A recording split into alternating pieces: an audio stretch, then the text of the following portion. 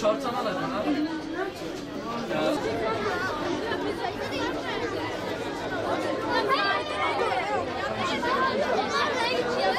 Fuarların büyük bir etkisi var kitap okumada.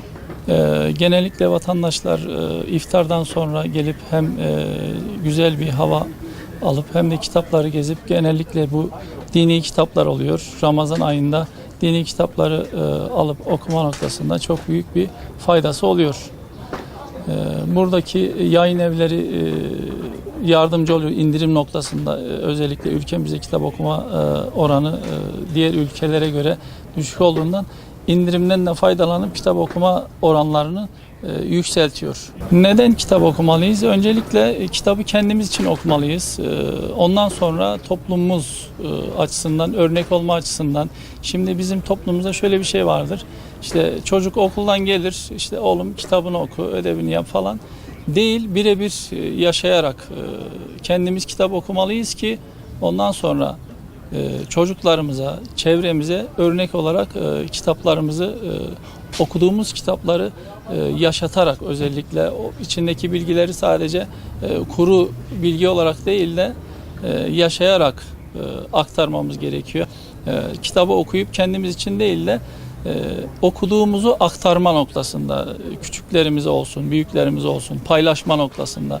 Bu toplumumuzda mesela büyük bir eksiklik. Nedir? Kitabı okuyoruz, tamam kapatıyoruz, ondan sonra kendi içimize kalıyor.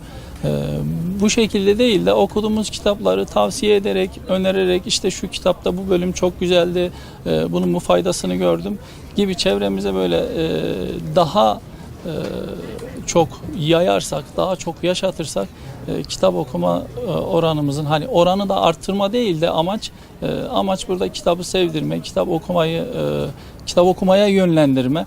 Bu fuarlar da özellikle kitap okuma noktasında diğer şeylere göre biraz daha uygun, daha ucuz indirimler oluyor. Yayın evleri direkt birebir halkımız kitapla buluşmuş oluyor. Bu şekilde daha faydalı olacağını düşünüyorum.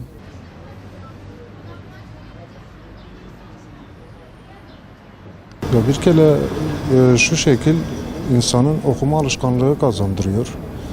Ulaşabileceğin kitapları hepsi kitap varlığında bir arada oldukları için daha bulma şansın oluyor. Ulaştığını alabiliyorsun.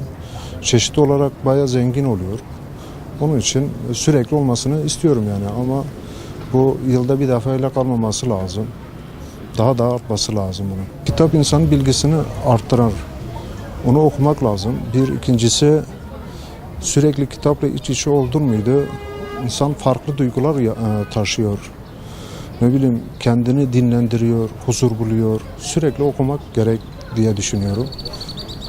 Benim okuduğunu anlayıp anladığını yaşamak bunlar için önemli bir şey diye düşünüyorum. Şimdi kitap okumamız bizim için çok önemli, biz gençler olarak. Çünkü sosyal medyalarda bayağı bizi temel unsurlardan hep bayağı bizi uzaklaştırıyorlar. Bizim dinimizden, bizi işte ne bileyim esas olan şeylerden bizi hep uzaklaştırıyor. Kitap okumamız da bizi aslında bizim ait olduğumuz yere hep bizi oraya yöneltiyor. Onun için kitap okumak işte önemli yani bizler gençler için yani. Peki fuarın ilgili neler söylemek? Vallahi çok güzel bir fuar. Geçen sene yine buraya gelip işte bir kitap almıştım. Yani çok güzel, hep düzenlenmesini hep isterim yani. Yani kitap okuyanla kitap okumayan arasında çok büyük fark var. Allah da bunu ayetinde belirtti. Hel yestevillezine ya'lemun vellezine la ya'lemun. İkisi de tabii ki de bir olmaz.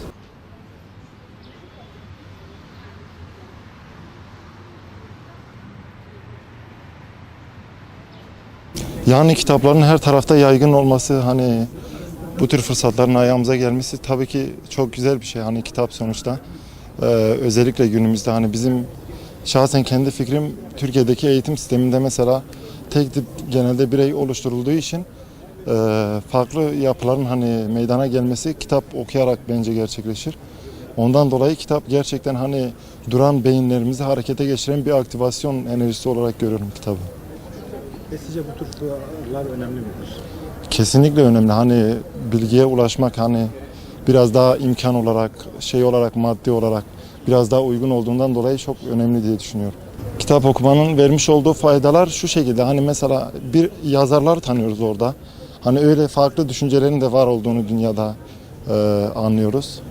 Ondan dolayı hani birçok bilgiyle aslında ilk defa karşılaşmış oluyoruz. Ondan dolayı hani böyle bir görüşün, böyle bir düşüncenin de dünyada var olduğunu daha önce belki hiç görmemişizdir, duymamışızdır.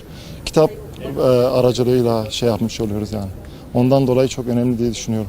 Orada kaymakam şeyde yok, bir şey olmaz.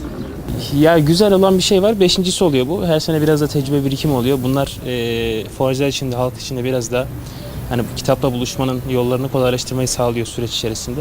6.sını, 10.sunu görmeyi istiyoruz açıkçası bunlar. Çünkü süreç içerisinde meyve veren aktivitelerden birisidir fuar. Yani bir konser gibi değildir. Yani 30 yıl sonra insanların artık fikir ve düşünceleri bile değişebilir buraya sırf fuar düzenlendiği için. Bu bir birikimdir. Bunun sürdürülmesini istiyoruz. Yani şu sıcakta bile en azından bir hareket var. Bu halkın bize ihtiyaç olduğunu gösteriyor. Bizim de onlara ihtiyacımız var. Bir araya gelebiliyoruz. Bu çok güzel bir duygu. Devamını diliyorum. Aktivite olarak kitap okumak güzel bir şey.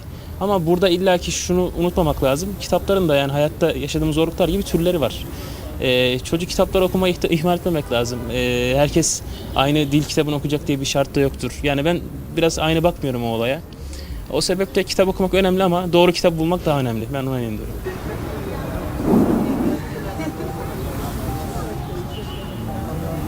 Her bir kitap farklı bir dünya. Yani insan o şeyin içine girerse çok güzel olur. Evet. Ben gezdim. Hani felsefe olarak kitaplar çok az ve hani her büyük hani her eserin fiyatı çok yüksek. Yani biraz daha hani felsefe romanların biraz daha hani gelse hani iyi olur. Bir de hani kitapların fiyatı biraz daha düşse yani çok güzel olur.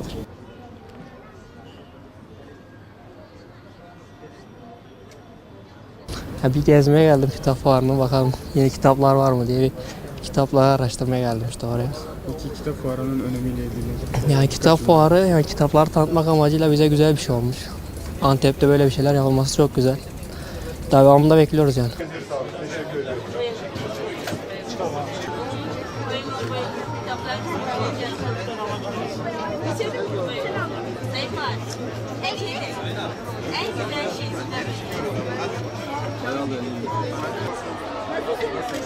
Hadi